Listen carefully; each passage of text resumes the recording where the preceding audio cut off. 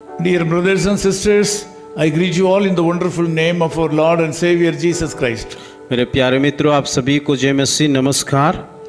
In Genesis chapter 13 verse 16 we see like this. जब हम उत्पत्ति उसका 13 का 16 आयत में इस प्रकार लिखा गया है, I will bless your descendants. और यहाँ पे इस प्रकार लिखा है, मैं तेरे वंश को आशीष करूंगा। This is a promise of God given to our forefather Abraham. ये वायदा हमारा जो विश्वास का पिता, जो हमारा पूर्वज अब्राहम को परमेश्वर दिया था। Future life is very important to everybody.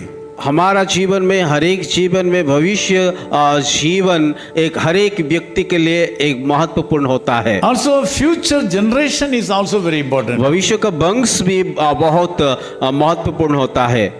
Nobody will be away from the responsibility of the future generation. और कोई भी व्यक्ति उस भविष्य वंश के लिए कि लापरवाह नहीं कर सकता है। Here we see God was not only concerned about the life of Abraham. यहाँ पे हम देखते हैं परमेश्वर केवल कि अब्राहम की जीवन या भविष्य के लिए वो चिंतित नहीं था। He was very much interested and he was very much interested in the lives of the descendants of Abraham. परंतु अब्राहम का जो भविष्य वंश है, उनके भविष्य के लिए वो चिंता कर रहा था। This morning, my dear brother and sister, आज का सुबह मेरे प्यारे भाई और बहनों, the Lord God is concerned about you. परमेश्वर यीशु मसीह आपके लिए वो चिंता करता है। He loves you so much. वो आपको बहुत प्रेम करता है And so far he has been gracious unto you. और अभी तक वो आपको जीवन में अनुग्रह ही अनुग्रह दिया है। This morning God says that he is very much interested in your future. आज का सुबह परमेश्वर आप सभी को बताना चाहता है कि वो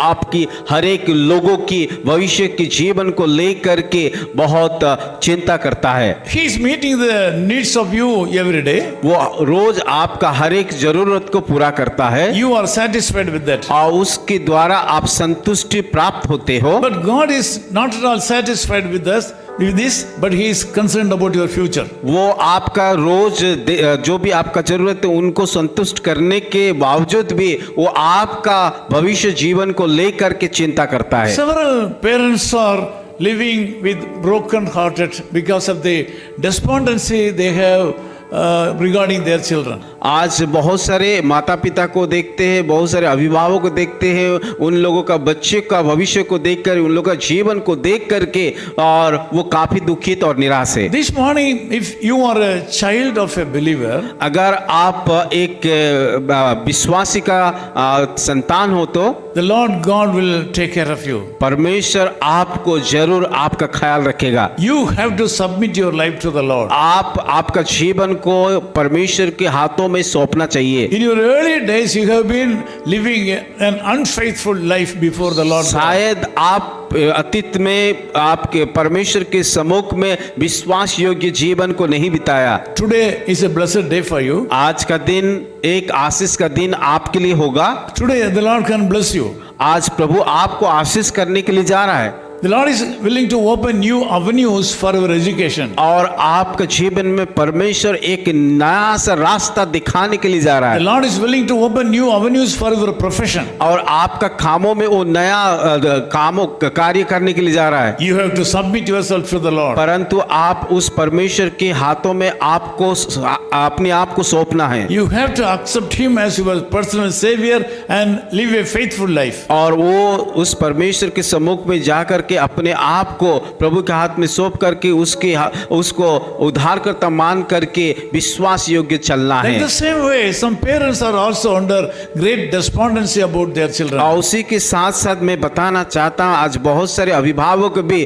काफी निराश में जीवन को बिता रहा है। God says that He is very much interested in the lives of your descendants. परमेश्वर आप सभी को, माता पिता को बताना चाहता है कि आपका बच्चे के बारे में परमेश्वर चिंता करता है। You have to believe Him for a miracle. पर आप उस परमेश्वर के ऊपर विश्वास करना है, So that He will take care of your children. ताकि वो आपका बच्चे, आपके संतान को ख्याल रख पाएगा। He will grant great blessings and this land to them.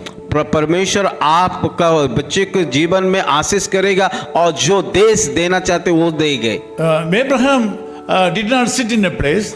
Abraham एक ही स्थान में नहीं बैठा था Bible says he walked in the land through its length and width. और बाइबल इस प्रकार कहता है कि वो इस जगह एक जगह से लेकर के दूसरी जगह के गए थे You are also expected to walk with him.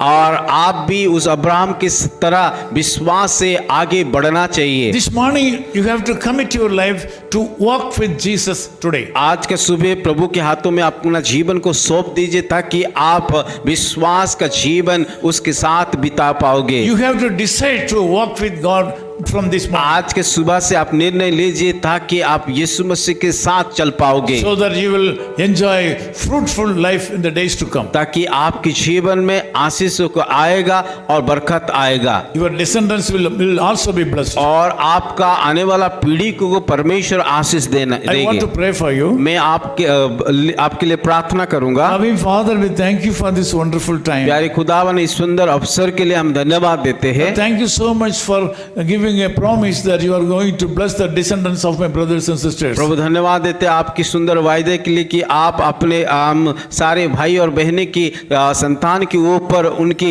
आने वाला पीढ़ी के ऊपर आप आशीष करने के लिए जा रहा है। Thank you Lord for giving a promise to bless the future of my brothers and sisters. धन्यवाद करते हैं इस सुंदर वायदे के लिए कि जितने भाई और बहनें उन बेटे उन सारे संतान को आप आशीष करने के लिए जा रहा है। Lord, I ask you to heal the wounds of these people right Prabhu now. मैं प्रार्थना करता हूँ यहाँ पे जितने भाई और बहनें प्रार्थना में बैठे उन सारे लोगों का घाव को आप Heal ठीक the कर दीजिए, diseases of these people. बीमार को ठीक कर दीजिए। Lord, remove all the financial obstacles in their life. प्रभु उनकी सारे आर्थिक बाधा को आप तोड़ दीजिए। When we pray, whatever they need, Lord, we ask you to grant them. प्रभु उनकी जो भी जरूरत है उन सारा जरूरत को आप पूरा In कीजिए। Jesus' name we Yeshu pray. मसीह के नाम से प्रार्थना करते हैं। Amen. आमीन। God bless you.